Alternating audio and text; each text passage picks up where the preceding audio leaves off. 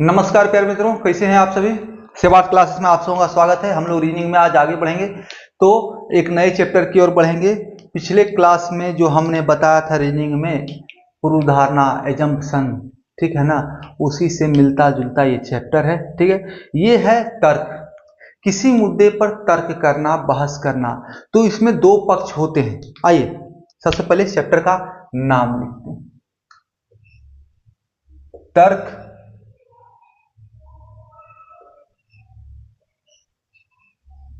संगत और कारण परिणाम। ठीक है,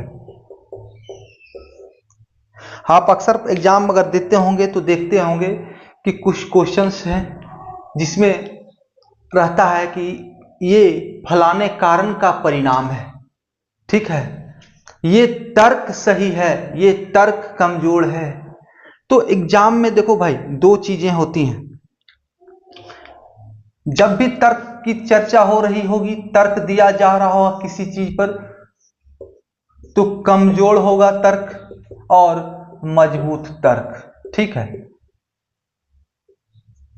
तर्क यही दो बिंदु होंगे, कमजोर तर्क और मजबूत तर्क। ठीक है अब ऐसे थोड़े है चर्चा आम की हो रही हो और जितने लोग बैठे हैं तर्क देने वाला वो कटहल की बातें कर रहे हो, नहीं ना होगा। जो भी कर रहे होंगे आम के बारे में ही चर्चा कर रहे होंगे। अब इसी में किसी का पक्ष मजबूत होगा, किसी का तर्क अच्छा होगा, किसी का तर्क थोड़ा कम अच्छा होगा, यानी खराब होगा, यानी कि मुद्दे से भटका हुआ होगा। ठीक है, तो कमजोर तर्क और मजबूत तर्क, ये दो चीजें आपके सामने होंगी। और देखो भाई, हमेशा क्या है, मजबूत तर्क को ही प्रायिकता दिया जाता है। ठीक है, प्रोबेबिलिटी भी पढ़ाएंगे आपको। ठीक है ना, मजबूत तर्क को ही प्रायिकता दिया जाता है, प्राथमिकता दिया जाता है, और हमारा आंसर भी क्या होगा, मजबूत तर्क ही होगा। अच्छा आओ एक चीज देखते हैं, हमारा तर्क वितर्क चल रहा है किस पर भाई, तो शिक्षा पर। जैसे आपके घर में है, आप 10th पास करके उसके बाद आपको चुनना होता है कि आपको साइंस लेना है, आर्ट्स लेना है, कॉमर्स लेना है। ठीक है, आगे आपको जनरल ग्रेजुएशन सिर्फ करना है, इंजीनियरिंग करना है, आगे जाके आपको कंपटीशन की तैयारी करनी है। तो कंपटीशन की तैयारी में यूपीएससी की तैयारी करनी है, बीपीएससी की तैयारी करनी है, पीसीएस की तैयारी करनी है, या एसएससी की तैयारी करनी है, रेलवे की तैयारी करनी है, बैंकिंग की तैयारी करनी है। तो इन चीजों पर तर्क वितर्क होते रहता होगा आपके घर में भी। ठीक है, तो उन्हीं तर्कों में से किसी का मजबूत तर्क होगा, किसी का कमजोर तर्क होगा। ठीक है, जैसे आप तैयारी करना चाहते हैं पीसीएस की, घर में 4 लोग बैठे हुए हैं, 2 माता पिता, 2 आप भाई हैं, 4 लोग हैं। आप कह रहे हैं हम पीसीएस करेंगे, आपका भाई कह रहा है या आपके पिता कह रहे हैं नहीं तुम पीसीएस कैसे करोगे, तुम्हारा तो जीएस ही बहुत कमजोर है, तुम्हारा लिखने की क्षमता नहीं है, तुम्हारे पास लिखने की क्षमता नहीं है, और इन चीजों में लिखना पड़ता है। ठीक है, तुम कहोगे हम कोशिश करेंगे, तो जिसका मजबूत होगा तर्क, ठीक है, वो सही होगा। ठीक है, वो सही होगा, वो अच्छा होगा। ठीक है ना, तो मजबूत तर्क की हमेशा चर्चा होती है। और शिक्षा, चलिए शिक्षा लिखें, इस पर भी दे देते 2 पॉइंट। शिक्षा, शिक्षा क्या होता है भाई, ज्ञान क्यों अर्जित करते हैं, सिर्फ ज्ञानी बनने के लिए। ज्ञानी वर्तमान युग में कोई ज्ञानी बनने के लिए सिर्फ शिक्षा ग्रहण करता है नहीं, उसका उद्देश्य होता है जीविकोपार्जन, यानी कि अच्छा से कमाए धमाए और अपने परिवार को अपना सारा शौक पूरा करे। जिससे क्या होता है, परिणाम इससे होता है, अगर एक परिवार सुखी हुआ तो देश का एक स्तंभ मजबूत होगा, देश को समृद्धि की ओर ले जाएगा। अगर अच्छा काम करेगा, अच्छे से जीविकोपार्जन करेगा, तो क्या कहते हैं, पर कैपिटा इनकम कैसे निकलता है जी, हर एक नागरिक को देख के ना, तो देश भी देश को सुदृढ़ भी बनाएगा, समाज का निर्माण भी करेगा, है कि नहीं, समाज का निर्माण करेगा। शिक्षित व्यक्ति अगर समाज में सभी कोई रहें तो कहीं भी गलत चीज होगा नहीं होगा। तो हम क्या देखें, ये भी है जीविकोपार्जन कर रहा है, जे देश सुदृढ़ होगा, मजबूत होगा, आर्थिक स्थिति मजबूत होगा, समाज का निर्माण होगा, अच्छे समाज का निर्माण होगा। अब क्या है, शिक्षा से एक चीज और आता है, ये खतरनाक क्रिमिनल बनेगा, खतरनाक क्रिमिनल बनेगा, ये अच्छे से चोरी चकारी करेगा, लूट करेगा, डाका डालेगा, ड्रग्स बेचेगा। तो इन चीजों को हम लोग, ये चीजें कमजोर पक्ष हो गई, शिक्षा के दृष्टिकोण से ये चीजें कमजोर पक्ष हो गए। मजबूत पक्ष आपके ये सारे हैं। तो आपको आंसर क्या करना है, तो मजबूत पक्ष, नेगेटिव नहीं देखना है। परिणाम इसका ये भी हो सकता है, अगर उस इंसान का प्रकृति नेगेटिव हो और वो जो है शिक्षित हो रहा हो, शिक्षित बढ़िया शिक्षित हो गया हो, तो आतंकवादी बढ़िया बढ़िया देखते हो, बड़ा बड़ा आतंकवादी इंजीनियर है, IITN है, अपना अपना जगह का बड़का बड़का टॉप इंजीनियर है, ठीक है। तो IITN यहाँ का नहीं करे भाई, इंजीनियर सब जगह का बढ़िया बढ़िया उनमें संस्था रहता है, नहीं प्राइवेट से बढ़िया इंजीनियर है, पढ़ा मन से, किस लिए भाई, हमको अच्छा आतंकवादी बनना है, हमको बम बनाना है, फलना बनाना है, हथियार बनाना है। तो उन चीजों को लेके नहीं चल सकते हैं आप, ठीक है। तो इसको बेहतर तरीके से कैसे समझेंगे, जब सवालों पे आएंगे, ठीक है, जब सवालों पे आएंगे तो इसको बेहतर तरीके से हम लोग समझेंगे, ठीक है। अब देखो कारण प्रभाव, इसमें कारण और प्रभाव भी है, कारण परिणाम, परिणाम यानी प्रभाव क्या पड़ा, किसी कारण का क्या प्रभाव पड़ा। देखो भाई,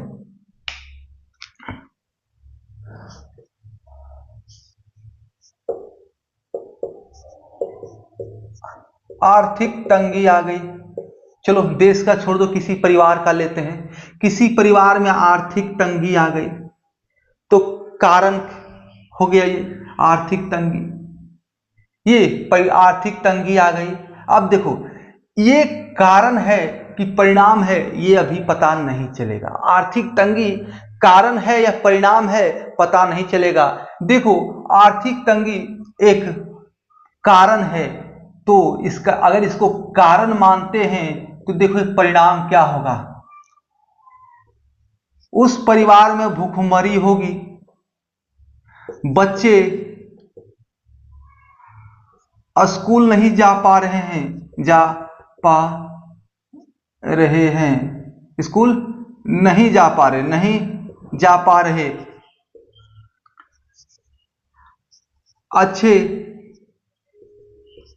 अच्छे कपड़े नहीं पहन पा रहे, तो कुछ भी हो सकता है। तो अब देखो जब ये कारण अगर बनता है आर्थिक तंगी, तो इसका ये परिणाम हो गया, इसका ये परिणाम हो गया। रोजगार नहीं है उस परिवार में, देखो रोजगार नहीं है तो आर्थिक तंगी आया, आर्थिक तंगी के कारण क्या हुआ, भूखमरी है, बच्चे स्कूल नहीं जा पा रहे हैं, अच्छे अच्छे कपड़े नहीं पहन पा रहे हैं, रोजी रोटी में तंगी हो गई है, रोजी रोटी पूरा नहीं हो पा रहा है, ठीक है, रोजी रोटी में दिक्कत हो गया है। अब आर्थिक तंगी परिणाम हो जाए, परिणाम बन जाएगा कब, तो देखो आपके सामने हो, देश आर्थिक तंगी से जूझ रहा है, जब देश आर्थिक तंगी से जूझ रहा है तो वो परिवार भी आर्थिक तंगी से जूझ रहा है, इसके कारण वो परिवार आर्थिक तंगी से जूझ रहा है, ये परिवार की चर्चा है, ठीक है। परिवार, देश आर्थिक तंगी से जूझ रहा है तो फलाना परिवार भी आर्थिक तंगी से जूझ रहा है, इस कारण का ये प्रभाव हो गया। फलाने की जॉब चली गई, फलाने की जॉब चली गई, फलाने की जॉब, राम मोहन सोहन जो है उसका जॉब चला गया, तो क्या हो गया भाई, आर्थिक तंगी से जूझ रहा है, ये आपका परिणाम हो गया और ये कारण हो गया। यहां पर ये परिणाम था, आर्थिक तंगी का परिणाम क्या हुआ भाई, और ये कारण हो गया कि भाई देश पूरा रिसेशन से जूझ रहा है, तो वो परिवार भी आर्थिक तंगी से जूझ रहा है। फलाने की मतलब उस परिवार का जो मुखिया है, जो सदस्य है, उसका नौकरी चला गया है, जॉब चली गई है, तो ये परिवार आर्थिक तंगी से जूझ रहा है, तो इसका कारण का ये परिणाम है। तो हर एक पहलू के कारण और परिणाम हो सकते हैं। ठीक है, तो चलिए हम लोग देखते हैं, आगे बढ़ते हैं, सवालों के साथ चलेंगे। केवल आप लोग हमारे साथ जुड़े रहें बस, और कुछ नहीं करना है भाई।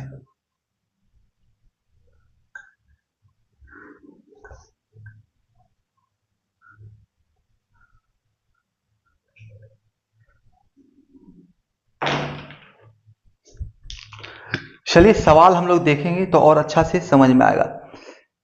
सवाल क्या है, क्या यह आवश्यक है कि शिक्षा को व्यवसायोन्मुख होना चाहिए? अरे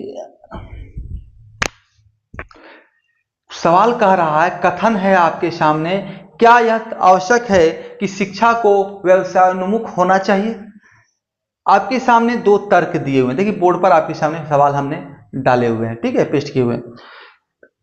कह रहा है हाँ, शिक्षा को लोगों को जीविकोपार्जन के लिए तैयार करना है। शिक्षा का उद्देश्य लोगों को जीविकोपार्जन के लिए तैयार करना है। भाई बार बार तो देखो पेंसिल कभी कभी गिर जा रहा है। देखो सबसे पहला तर्क, शिक्षा को क्या होना चाहिए भाई? हाँ, व्यवसायोन्मुख होना चाहिए। क्या होगा उससे? जीविकोपार्जन, जिसका उद्देश्य अभी चर्चा किए थे ना जी, जीविकोपार्जन, जीविकोपार्जन है। ठीक है, शिक्षा का उद्देश्य जीविकोपार्जन है, उस परिवार का भरण पोषण करना है, मतलब कि समाज का, देश का भरण पोषण करना है। ठीक है, दूसरा कथन ये आपका सही हो गया। दूसरा क्या है? तो हाँ, शिक्षित व्यक्ति को शिक्षा पूरी करने के बाद अपने पैरों पर खड़ा होना चाहिए। पैरों पर खड़ा होना चाहिए, पैरों पर खड़ा होना, ये एक फ्रेज है। ठीक है, पैरों पर खड़ा होना। ठीक है, पैरों पर खड़ा होना यानी कि भैया तुम शिक्षित हो गए हो, अपने पैरों पर खड़ा हो जाओ। पैरों पर खड़ा होने से ये मतलब नहीं है कि वो पैर पर खड़ा नहीं हो पा रहा, वो चल नहीं पा रहा है, बोल नहीं पा रहा है। तो इसका तात्पर्य ये है कि भाई तुमने जितना पढ़ना था पढ़ लिया, अब कुछ काम धाम करो, अपने पैरों पर खड़ा हो, मजबूत बनो। पैर पर खड़ा हो क्या करता है लोग? मजबूत बनता है ना जी। अपना क्या होता है, अपना काम धाम स्वयं कर सकता है। पैर पर नहीं खड़ा हो पाता तो क्या होता है, बेड पर पड़ा हो रहता, अपना काम धाम भी स्वयं नहीं कर सकता है। तो यहां भी वही हुआ, जब तक रोजगार नहीं कर रहा, पढ़ रहा है, तब तक माता पिता के पैसों पर जी रहा है, उनके इनकम को अपना जरिया बना रहा है पढ़ाई का।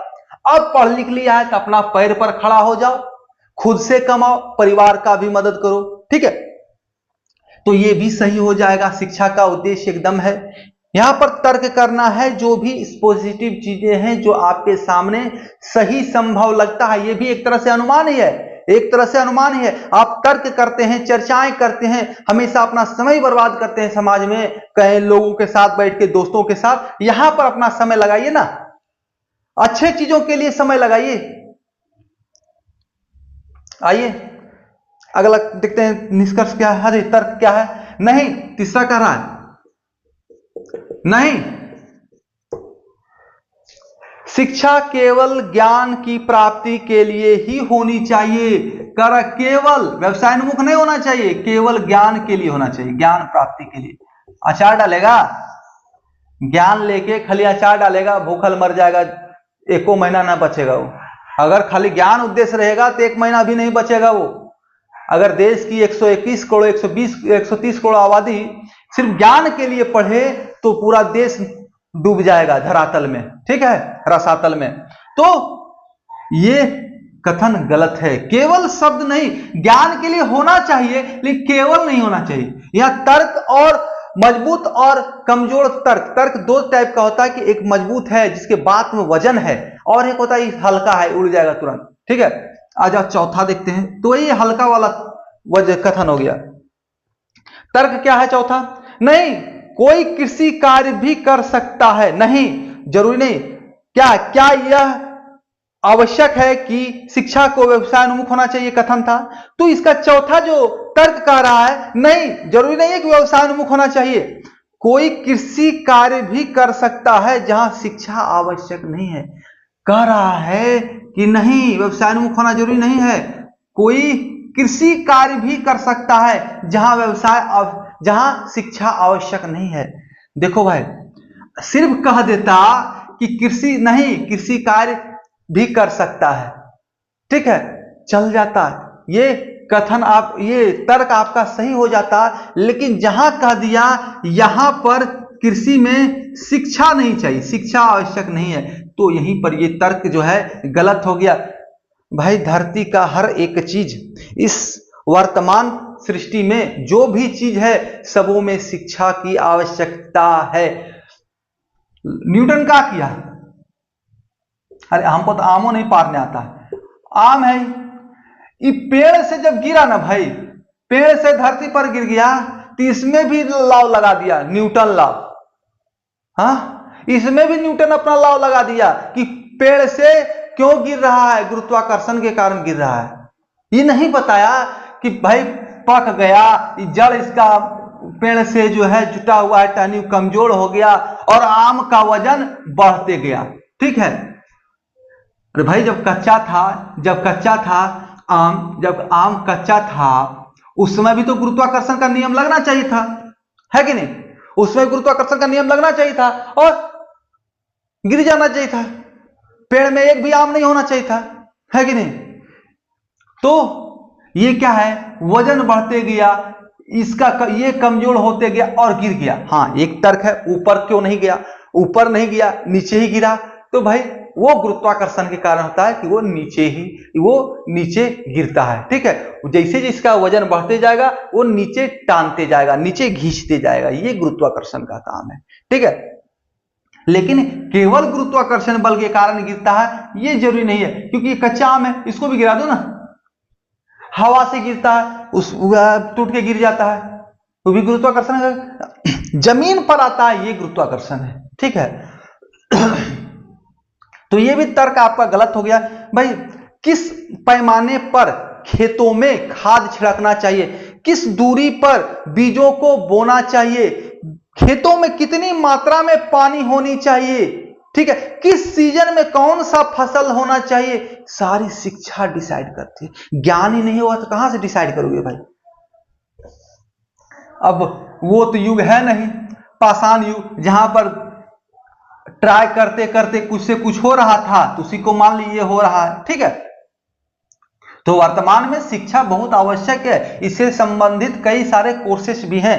तो भाई आपका क्या हुआ, तर्क 1 और 2 दोनों सही हो गया। आपके सामने ऑप्शन रहेंगे, तर्क कौन कौन सा सही है, तर्क 1 सही है, तर्क 2 सही है, तर्क 3 सही है, तर्क 4 सही है, तर्क 1 2 सही है, तर्क 1 2 3 4 सही है, ऐसे ऑप्शंस रहेंगे, ठीक है। तो आपको केवल हम यहां बता दे रहे हैं, तर्क 1 और 2 सही है और 3 और 4 गलत है, ठीक है। और ऑप्शन आप देख के अपना कर सकते हैं एग्जाम्स में। आओ भाई, दूसरा सवाल देखते हैं हम लोग।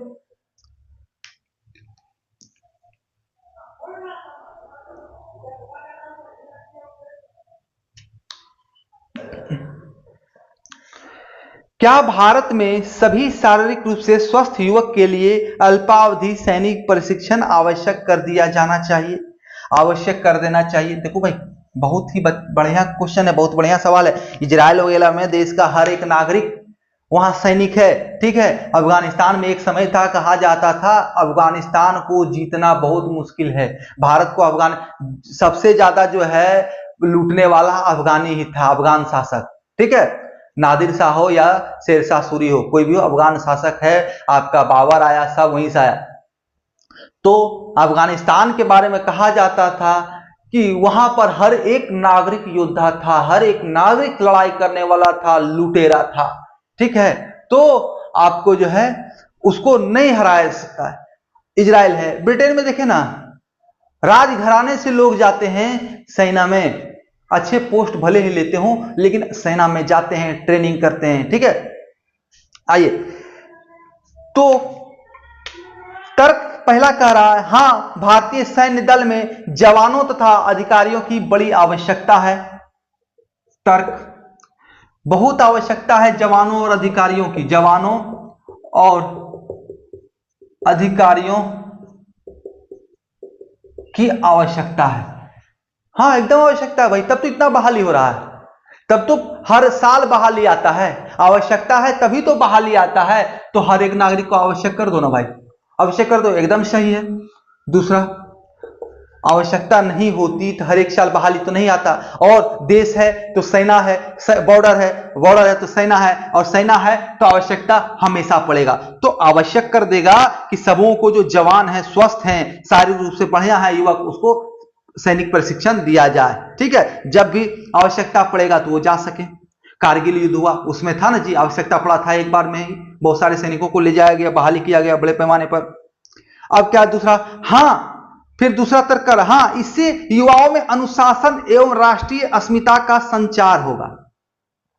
देखो भाई क्या आएगा, अनुशासन, अनुशासन और राष्ट्रीय अस्मिता यानी राष्ट्रीयता की भावना जगेगी, एकदम जगेगी। उतना अच्छा ट्रेनिंग होता है, मेरे कुछ फ्रेंड्स भी हैं, तो इतना अच्छा ट्रेनिंग होता है कि उनमें अनुशासन आ जाता है। ऐसे भी साइकोलॉजी कहता है कोई भी चीज 21 डेज अगर रिपीट होता हो तो वो चीज करने की उनको आदत हो जाती है। और सैनिक का ट्रेनिंग कम से कम होगा तो 3 महीने का होगा, 6 महीने का होगा, साल भर का होगा, तो उनमें अनुशासनता आ जाएगा। और अनुशासन आने से उनमें एक जज्बा जगेगा देश के लिए कुछ करने का, वही आपका राष्ट्रीयता हो गया। तो ये भी तर्क सही हो गया, कहीं कोई दिक्कत नहीं होना चाहिए। आ जाओ भाई, तो तर्क 1 और 2 दोनों सही हो गया। अगला सवाल हम लोग देखते हैं। देखिए ये एक क्लास का मात्र चैप्टर है, एक सिंगल क्लास में ये सारे समाप्त हो जाएंगे। ठीक है, देखिए अगला क्वेश्चन क्या कह रहा है, कथन, क्या सरकार को उच्च स्तरीय तकनीकी संस्थान यानी कि IIT, ठीक है, का निजीकरण कर देना चाहिए। मुद्दा है IIT का निजीकरण यानी कि प्राइवेटाइजेशन। देखो भाई सरकार निजीकरण करने के पीछे क्यों जाता है, सब लोग क्यों मांग करता है, तो गवर्नमेंट जितनी भी विभाग है, डिपार्टमेंट है, सब में करप्शन बढ़ते जा रहा है, घोटाला बढ़ते जा रहा है।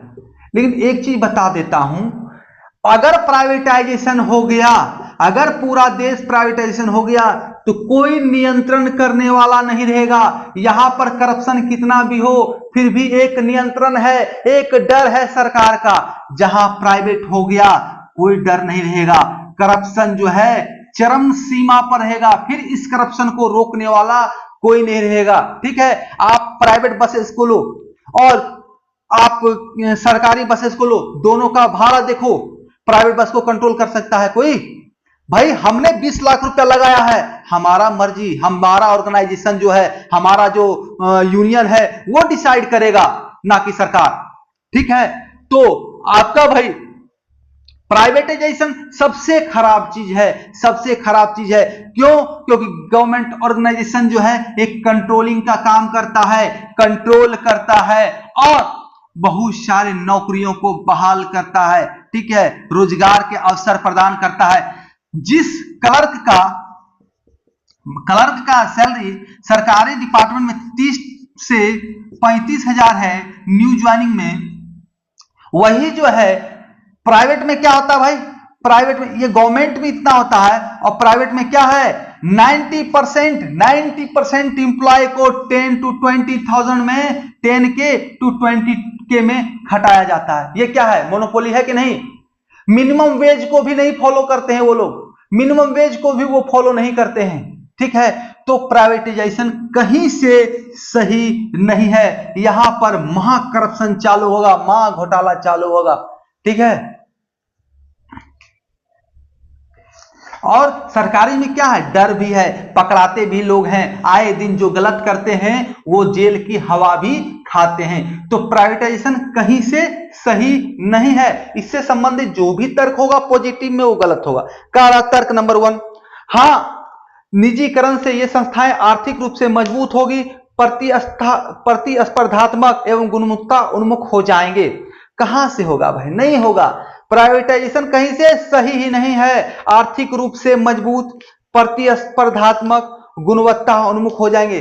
अच्छा भाई बताओ, अभी देश में जितने भी प्राइवेट इंजीनियरिंग कॉलेज हैं, है ना जी, कोई भी अभी तक देश में जितनी भी तकनीकी संस्थान हैं, इंजीनियरिंग कॉलेज हैं, क्या आईआईटी से बेटर है कोई?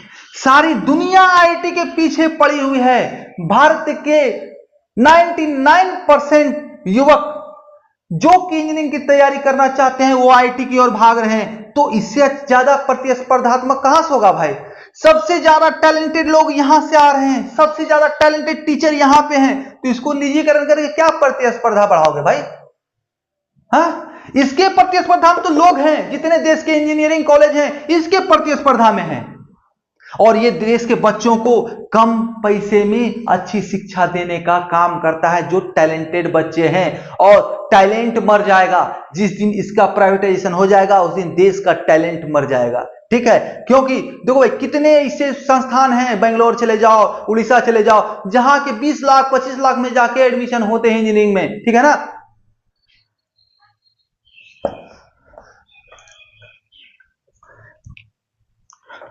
तर्क दूसरा क्या है? पहला तर्क खत्म, गलत हो गया।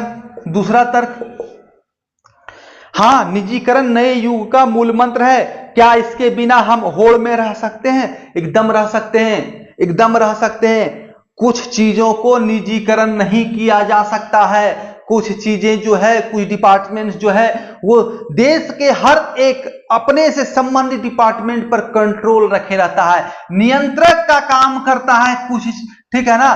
आईआईटी है, एनआईटी है, और स्टेट गवर्नमेंट के जितने भी सरकारी कॉलेजेस हैं, सारे क्या एक नियंत्रक का काम करते हैं, मोनोपोली को कम करने का काम करते हैं। नहीं तो अभी भी प्राइवेट जितने भी कॉलेज जो 4 लाख 5 लाख में करवाते हैं ना, वो आपका जो है 10 लाख 15 लाख में कराना चालू कर देंगे। सारे कॉलेज कहेंगे हमको 10 लाख चाहिए, 15 लाख चाहिए, जिस दिन ये सारे सरकारी तकनीकी संस्थाएं खत्म हो जाएंगी।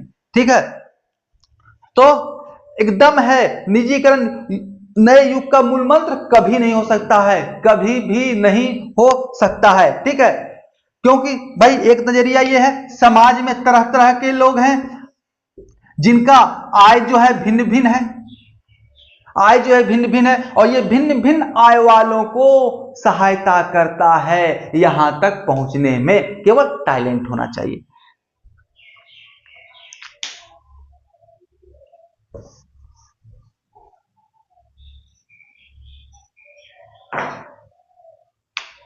ये भी गलत हो गया। ये तर्क 1 और 2 दोनों गलत। आ जाओ अगला क्वेश्चन हम लोग देखते हैं।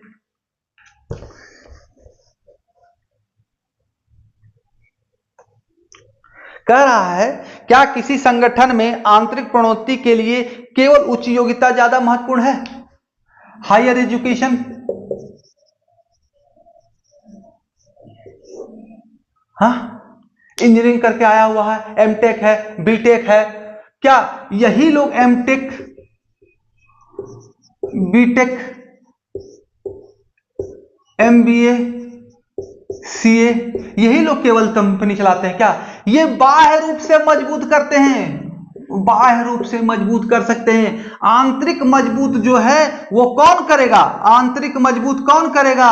वहां का कर्मचारी, लोअर ग्रेड कर्मचारी। ठीक है, लोअर ग्रेड कर्मचारी और लेबर। इसको कौन शिक्षा है? कहां ज्यादा शिक्षा है? निम्न शिक्षा लेकर आईटीआई, 10th पास, पॉलिटेक्निक, निम्न शिक्षा लेकर भी, या कुछ बहुत सारे ऐसे लेबर हैं जो 10th पास हैं, ज्यादा पढ़े लिखे नहीं है, लेकिन अपना काम अच्छे से वो कर सकते हैं और समझ सकते हैं। ठीक है, तो जरूरी नहीं है, आंतरिक मजबूती के लिए उच्च शिक्षा आवश्यक नहीं है। तो आपका कथन तर्क क्या है?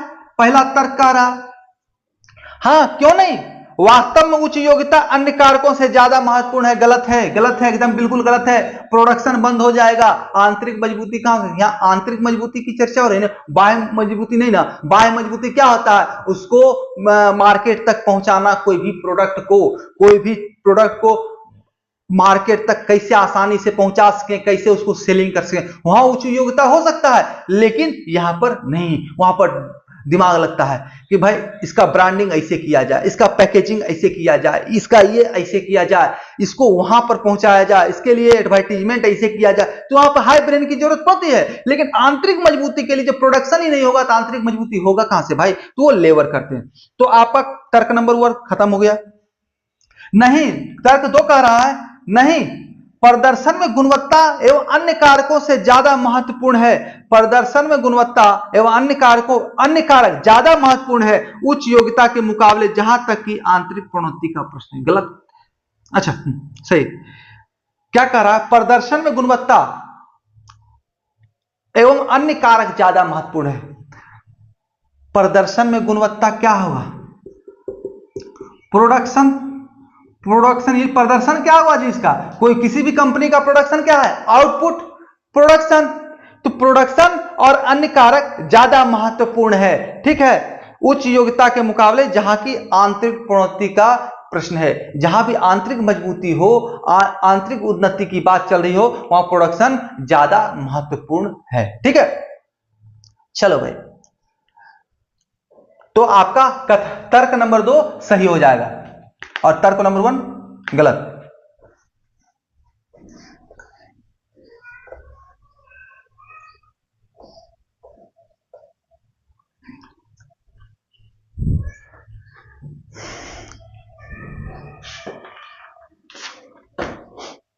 अगला सवाल देखते हैं। केवल अच्छे लोग, कथन कह रहा है केवल अच्छे लोग कम उम्र में मरते हैं। हाँ, ऐसा भी होता है क्या भाई?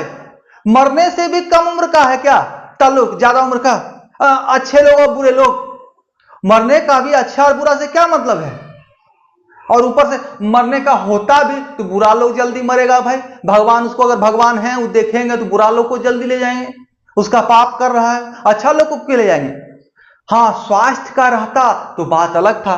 तो कह रहा है केवल अच्छे लोग कम उम्र में मरते हैं। अच्छा लोग जो है ना, अच्छा बढ़िया लोग कम उम्र में मर जाता है, उम्र में मर जाता है। ये कथन कह रहा आपका, कथन ये कहीं से भी सही नहीं है। इससे संबंधित जितने भी पॉजिटिव चीजें आएंगी इसके अर्थी में, वो गलत हो जाएगा, ठीक है। देखो क्या कर रहा है, तर्क 1 कर रहा है कोई अच्छा व्यक्ति वृद्धावस्था तक जीवित नहीं रहता है। कैसे भाई? गांधी जी थे, भले ही नाथूराम गोडसे उनको गोली मार दी हो, सुभाष चंद्र बोस कोई नहीं देखा हो, कहा गया कब्बे मर गए, लेकिन बहुत लोगों ने उनको देखा, और अश्वत्थामा तो अभी तक जिंदा है। सरदार वल्लभ भाई पटेल, लाल बहादुर शास्त्री, और आपके घर के बड़े बुजुर्ग। हाँ, इंसिडेंट होता है, कोई बीमारी हो जाता है तो वो चले जाते हैं, तो वो स्वास्थ्य का दृष्टिकोण हो जाएगा, ना कि अच्छा लोग और बुरा लोग, ठीक है। तो ये गलत हो गया। वृद्धावस्था तक जीने वाला हर व्यक्ति बुरा होता है, कैसे कह सकते हो भाई? आपके माता पिता बुरे लोग हैं क्या? हाँ, वृद्धावस्था तक नहीं रहते हैं? रहते हैं कि नहीं? तो ये भी गलत हो गया, यानी दोनों का तर्क आपका गलत हो जाएगा। जीने और मरने का स्वास्थ्य से संबंध हो सकता है, लेकिन उम्र से, अच्छा और बुरा से नहीं, अच्छा और बुरा से नहीं। अगला देखो क्या कर रहा है क्वेश्चन। यह पाठ्यक्रम इस प्रकार बनाया गया है कि केवल थोड़े से बच्चे स्वयं पाठ सीख सकते हैं, ठीक है। केवल थोड़े से बच्चे पाठ स्वयं सीख सकते हैं। कोई किताब है, पाठ्यक्रम यानी कोई किताब ही हुआ ना जी। इसको कुछ बच्चा जो है, कुछ बच्चा खुद से पढ़ सकता है। तो देखो भाई, गॉड गिफ्टेड,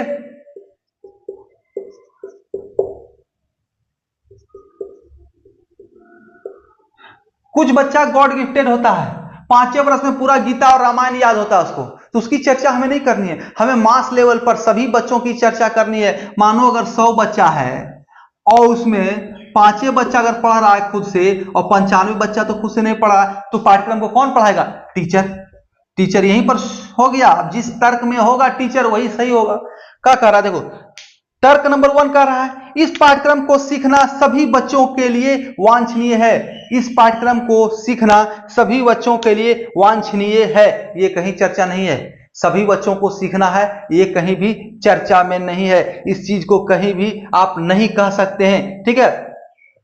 ये कहा गया है, ये पाठ्यक्रम ऐसा बनाया गया है कि सभी बच्चे नहीं सीख सकते हैं, सब स्वयं से नहीं सीख सकते हैं, लेकिन सभी बच्चों को सीखना ये वांछनीय है, ये जरूरी नहीं है। ठीक है, एकदम सीखना ही सीखना होगा। और सभी बच्चे में हो सकता है क्लास वाइज भी हो, अलग अलग क्लास के बच्चे हो, अलग अलग क्लास के बच्चे हो तो भी सभी बच्चे में आ गए तो उनको सीखना थोड़ा जरूरी है। सिर्फ उसी क्लास के वर्ग के बच्चे जो भी सीखेंगे और वो भी जरूरी नहीं कि सीखें ही। ठीक है, आ जाओ। अब दूसरा तर्क, एकदम कपार पर चढ़ जाए, नहीं करना ही होगा, ये करना ही होगा तो गलत हो जाए, कहीं भी जिद नहीं पकड़ना चाहिए, और ये जिद हुआ, सभी बच्चों को सीखना वांछनीय है। ठीक है, दूसरा है शिक्षक के बिना इस पाठ्यक्रम सीखने में कुछ शिक्षार्थियों को कठिनाई होगी, कठिनाई होगा, एकदम होगा। 5 बच्चा सही सीख सकता है खुद से, 5 बच्चा टैलेंट होगा, 95 वो उतना टैलेंटेड नहीं होगा खुद से सीख सके। और ऐसे भी कोई किताब हो, कोई पाठ्यक्रम हो, किसी भी वर्ग में जो है जाते हैं आप, तो आपको टीचर चाहिए होता है, टीचर आपको उस चीज को ब्रीफ करता है किताब को, तब तो आप समझते हैं। किताब में तो सारा चीज लिखा हुआ है, तो शिक्षक की आवश्यकता है कि घर पर ही रह के आप बीए पास कर लीजिए ना, इंजीनियर बन जाइए, डॉक्टर बन जाइए, नहीं ना, जरूरी नहीं ना है, तो टीचर चाहिए होता है, तो ये सही हो गया, तर्क नंबर 2 सही हो जाएगा।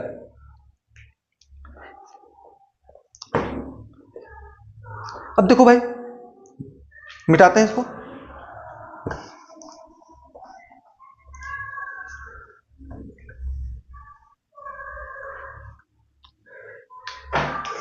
सवाल क्या कह रहा है, एक स्थिति दी गई है जिसके दो,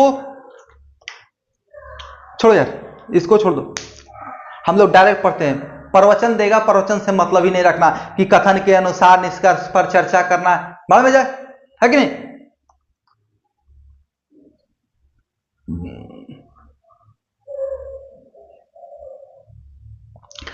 रोजगार घटने के बाद भी, स्थिति देखो भाई, स्थिति पोजीशन क्या है, कथन क्या है, पिछले 15 वर्षों से दुनिया में मिट्टी के बर्तनों के बाजार में 75% उत्पाद देश के से आते हैं, देश के से 75% उत्पाद आता है दुनिया में 15 वर्षों से।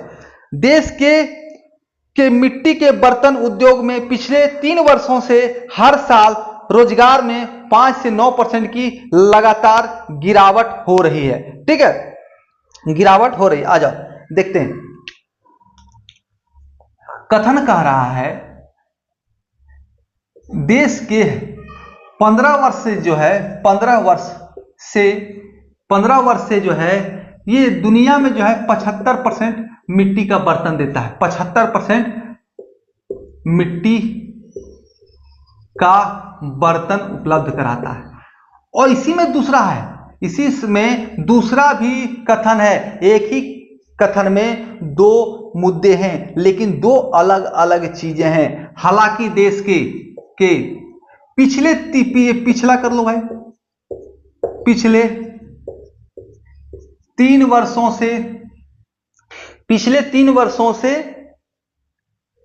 मिट्टी के बर्तन उद्योग में, देश के मिट्टी के बर्तन उद्योग में पिछले 3 वर्षों से हर साल रोजगार में 5 से 9% कमी आ रहा है रोजगार का। ठीक है, अब इसके आधार पर 2 निष्कर्ष दिए हुए हैं। ठीक है, देखो पिछला क्या कह रहा है निष्कर्ष, रोजगार घटने के बाद भी क्या हुआ है, रोजगार जो है ना घट गया है, 5 से 9% रोजगार घट गया है। ठीक है, आ जाओ, निष्कर्ष क्या है, रोजगार घटने के बाद भी देश के पास अंतर्राष्ट्रीय बाजार में समान रूप से योगदान जारी रखने के लिए पर्याप्त कुम्हार है। देखो भाई, 5 से, ये पिछले 3 वर्षों की चर्चा कर रहा है, लेकिन सबसे पहले यहां क्या कह दिया, 15 वर्ष से जो है लगातार 75% जो है दुनिया का मिट्टी का बर्तन यही उपलब्ध करा रहा है। तो अगर पिछला 3 वर्ष से 5% से 9% रोजगार कमी आया है, इस पर तो कोई प्रभाव नहीं पड़ रहा है, इस पर कोई प्रभाव तो नहीं पड़ रहा है कि मिट्टी का बर्तन जो है 75 से 70 आ गया है, नहीं हुआ। तो हो सकता है पहले ज्यादा लेबर्स हो, ज्यादा मिट्टी बनाने वाले कारीगर हो उसके पास, ठीक है, मिट्टी बनाने वाले कारीगरों की संख्या ज्यादा है, अब घट गया हो 5 से 9%, या कोई भी कंडीशन हो सकता है, लेकिन 5 से 9% घट गया हो, जितना लेबर था उसमें से मान लेते हैं, ठीक है, जितना था, लेकिन फिर भी इसका ये है कि घटा नहीं है, इसका योगदान 75 का 75% ही रहा। इस 3% रोजगार में कमी होने के बाद भी इसका बर्तन बनाने का जो योगदान है दुनिया में कमी नहीं हुआ, 75 का 75 ही रह गया। तो यानी इसके पास पर्याप्त तो लेबर होगा तभी तो कर रहा है, उतना बनाने वाला लेबर होगा तभी तो पूरा कर पा रहा है, नहीं तो कहां से कर पाता। इसका परसेंटेज जो है गिर जाता ना, पिछला 3 वर्ष का, 15 वर्ष का रहता लेकिन 3 वर्ष का गिर जाता। तो एक कथन सही हो गया, तर्क, ठीक है। दूसरा है, देश के में मिट्टी के बर्तनों का स्थानीय मांग में काफी कमी आई है, जिससे कुम्हारों के बीच रुचि कम हो गई है। दूसरा कह रहा है कि देश में, खुद देश के में ही मिट्टी के बर्तनों की मांग में कमी आ गई है, ठीक है,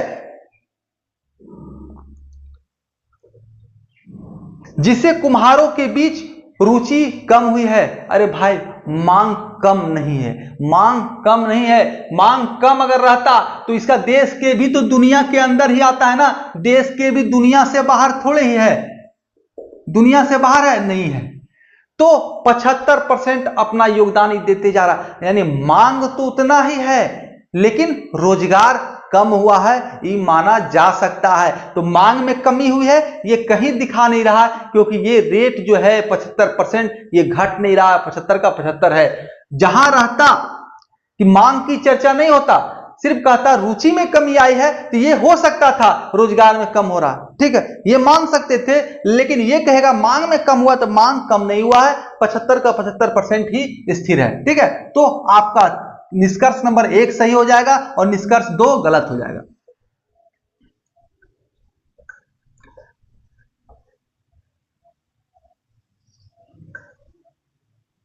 देखते हैं अगला सवाल भाई।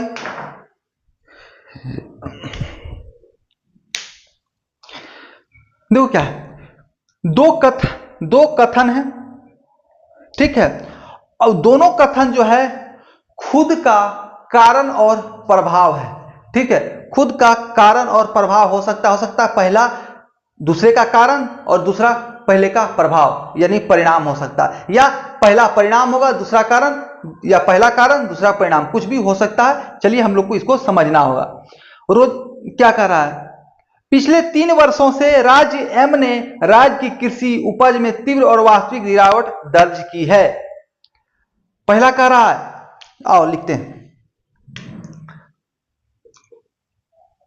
पहला है कथन क्या है, पिछले 3 वर्षों से, प्रीवियस 3 ईयर से राज्य में कृषि की उपज, प्रोडक्शन क्या है, प्रोडक्शन जो है क्या हुआ, घट गया, कृषि का प्रोडक्शन घट गया है पिछला 3 वर्षों में, ठीक है। अब क्या हुआ, गिरावट ना वजह, गिरावट हो गई, गिरावट। आ जाओ अगला देखते हैं। दूसरा कथन कर रहा है, पिछले 5 वर्षों में राज्य एम में कुल औसत वर्षा में 6% की वृद्धि हुई है। कुल औसत वर्षा में 6% की वृद्धि हुई है। दूसरा कह रहा है भाई, औसत जो वर्षा था, औसत वर्षा, इसमें वर्षा में 6% की वृद्धि हुई है। कब, 5 वर्षों में, पिछले 5 वर्षों में बारिश में, यानी कि पिछले 5 वर्ष, अच्छा 5 वर्षों में राज्य एम में कुल औसत वर्षा जो बारिश हुआ उसमें 6% की वृद्धि हो गई है, जिससे किसानों को राहत मिला है। क्या हुआ, इसके वृद्धि होने से किसानों को राहत मिला। देखो भाई, कह रहा है 3 सालों में जो है कृषि के उत्पादन में वास्तविक गिरावट हुआ है पिछले 3 वर्षों में, ठीक है। ये कह रहा है औसत वर्षा में 6% की वृद्धि हुई है, जिससे पिछले 5 वर्षों में 6% की वृद्धि हुई है, जिससे क्या हुआ, किसानों को राहत मिली है। बारिश हुआ तो किसान को राहत मिला। देखो भाई, इन दोनों का कोई रिलेशन नहीं है। ये कह रहा है एक तरफ प्रोडक्शन गिर गया, ये कह रहा प्रोडक्शन गिर गया, ये कह रहा किसानों को राहत मिली है। तो ये देखो भाई, अलग कारण का प्रभाव है, अलग कारण का परिणाम है, और ये अलग कारण का परिणाम, अलग कारण का परिणाम, ठीक है। दोनों परिणाम है, औसत में 6% की वृद्धि हुई है, अपना अलग परिणाम हो गया, ये गिरावट है, ये अलग परिणाम है, ठीक है। तो यहां पर दोनों में कोई रिलेशन तो है नहीं, एक तरफ कह रहा प्रोडक्शन में वृद्धि, प्रोडक्शन में कमी हो गया है, दूसरा में कह रहा बारिश में वृद्धि हुआ, ठीक है। तो जिससे 5 किसानों को राहत मिली है। तो अलग अलग कारण के प्रोडक्शन में गिरावट क्यों हुआ, इसका तो कोई कारण नहीं दिया, ये परिणाम है। प्रोडक्शन में क्या हुआ है, गिरावट हो गया है। 3 वर्षों में जो है कृषि उपज में तीव्र और वास्तविक गिरावट हुई, तो किस कारण से हुई है, तो ये परिणाम है, कारण इसका अलग है। और औसत वर्ष में क्या है, औसत वर्षा में, औसत जो बारिश हुआ है उसमें 6% की वृद्धि हुआ पिछला 5 वर्ष में, किसान को राहत मिला है, तो ये अलग कारण के परिणाम है, ठीक है।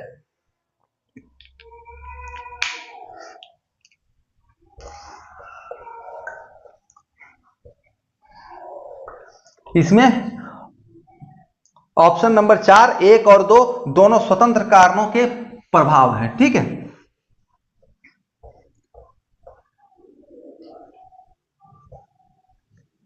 अगला क्वेश्चन देखते हैं।